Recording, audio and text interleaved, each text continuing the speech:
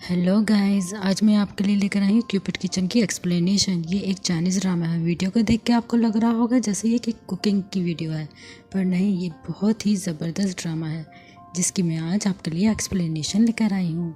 ड्रामे का स्टार्ट एक खूबसूरत होटल से होता है और हमें दिखाया जाता है ड्रामे के मेन लीड को, जो कि है जियांग। और ये एक फेमस शेफ़ है जो लंदन से आया है और नई नई मज़े की डिशेस बनाता है। सीन शिफ्ट होता है किचन में, जहाँ पे जियान अपने वर्कर्स को कहता है कि हर एक चीज़ परफेक्ट और इक्वल होनी चाहिए।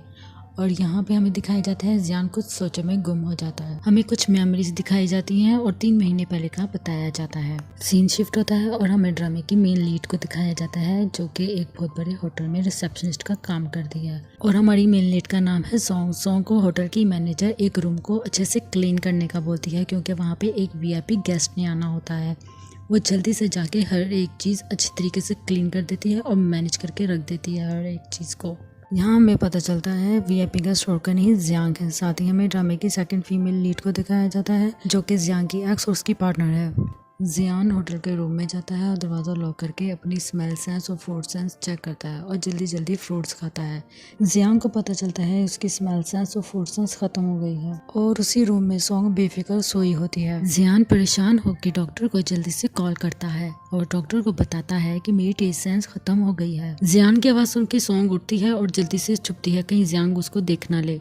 जियान को शक होता है और पूरा रूम चेक करता है और जो हमारी ढक्कन सॉन्ग है वो अपना रूम चेयर पे ही भूल जाती है। जैसे वो आने लगती है, जियान उसका फोन पकड़ लेता है। सॉन्ग जियान से चुपके निकल रही होती है। जैसे वो दरवाजे पे पहुंचती है, जियान उसको देख लेता है और वो रूम सर्विस का बहाना बना देती है। सॉन्ग जियान से अपना मोबाइल लेके चली जाती है और सॉन्ग उसको शक की निगाहों से देखता है कि जैसे कि उसके रूम में यही थी। और जियांग जल्दी पता लगा लेता है कि सॉन्ग उसके रूम में ही थी और फिर वो रिसेप्शन में जाता है और देखता है कि उसकी इन्फॉर्मेशन पढ़ रही है और उसको कहता है कि क्या आपके होटल में अलाउ है कि दूसरों की बातें छुप के सुनना। और दूसरी तरफ लीसा होटल के स्टाफ को डांट रही होती है। होटल की मैनेजर जियांग से आके माफी मांगती है और सॉन्ग को पनिशमेंट मिलती है कि वो जियांग के रूम का टॉयलेट क्लीन करेगी। फिर क्या था, हमारी मासूम सी सॉन्ग वॉशरूम को क्लीन की जा रही थी। जैसे ही वो वॉशरूम साफ करके बाहर आती है, लीसा तंग करने के लिए उसको दोबारा वॉशरूम क्लीन करने का बोलती है। वो कहती है मैंने ऑलरेडी 3 दफा कर दिया है। और साथ ही वो जियांग कहता है मेरी तरफ क्या देख रही हो, इट्स योर मिस्टेक। सॉन्ग को गुस्सा आता है और गुस्से में फ्लश से पानी निकालती है और उनके सामने जाके पी लेती है और कहती है ये देखो मैंने अच्छी तरीके से क्लीन कर दिया है। सच में मेरे जैसी होती तो इसके मुंह पे फेंक के जाती।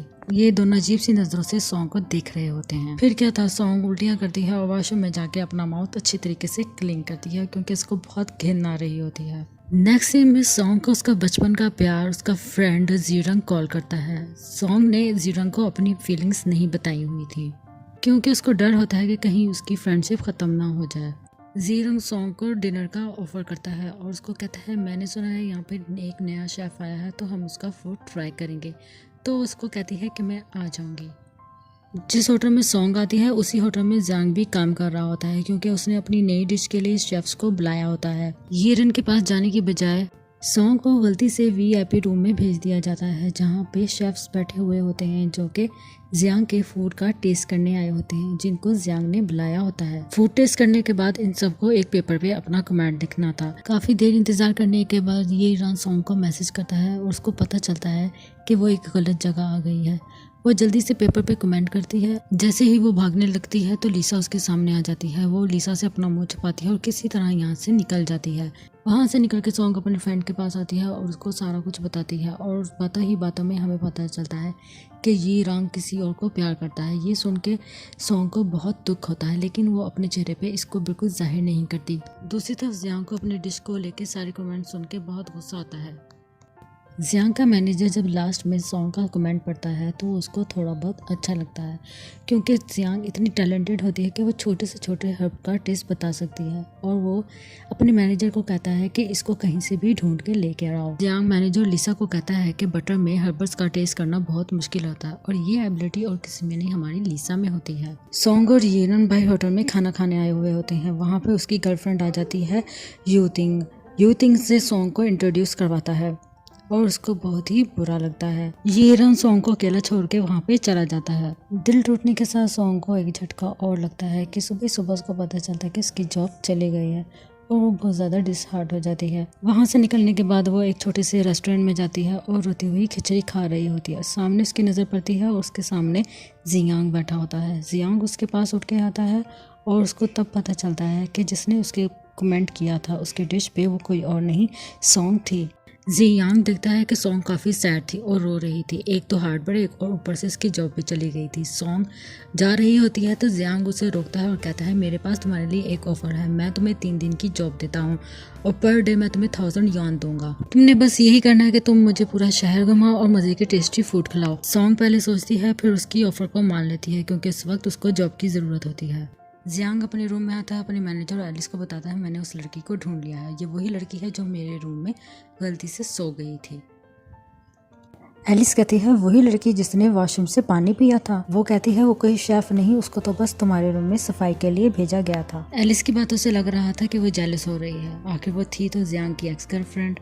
नेक्स्ट मॉर्निंग जियांग आती है और उसको घुमाने के लिए लेके जाती है और उसको टेस्टी टेस्टी फूड खिलाती है। फूड को टेस्ट करने के लिए वो हर एक स्टॉप पे रुकते हैं। स्ट्रीट फूड टेस्ट करने के बाद ये लोग एक होटल में जाकर बैठते हैं। जियांग सॉन्ग की एबिलिटी को चेक करने के लिए जानबूझ के एक और डिश लाने के लिए भेज देता है। जियांग एक टूथपिक लेता है और उसको अपनी डिश में लगा के उसकी टी में मिक्स कर देता है। सॉन्ग आती है वो अपनी टी को टेस्ट करती है, उसको थोड़ा सा टेस्ट डिफरेंट लगता है और इस तरह वो अपने टेस्ट में पास हो जाती है। रास्ते में जियांग सॉन्ग से पूछता है कि ये एबिलिटी तुम में आई कहाँ से। तो वो उसको बताती है जब मैं 14 साल की थी तो स्कूल में एक कंपटीशन हुआ था जिसमें बहुत ज़्यादा गोल्ड मिर्च वाला मैंने जूस पी लिया था, जिसके बाद से ये एबिलिटी मुझ में आ गई।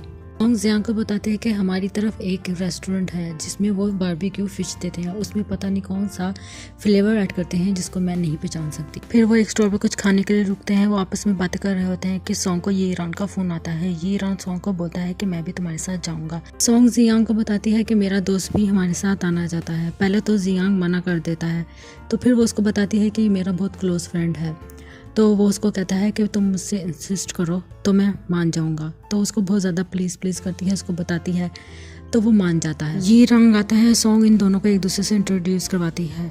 ये रंग सॉन्ग को कहता है तुम मेरे साथ चलो। सॉन्ग आगे से कहती है कि मैं ड्यूटी पर हूँ तो अच्छा नहीं लगता, तो मैं अपने बॉस के साथ ही जाऊँगी। तो ये एपिसोड हमारा यहाँ पे ख़त्म होता है। नेक्स्ट एपिसोड को देखने के लिए मेरे चैनल को लाइक और सब्सक्राइब ज़रूर करें और मुझे सपोर्ट करें।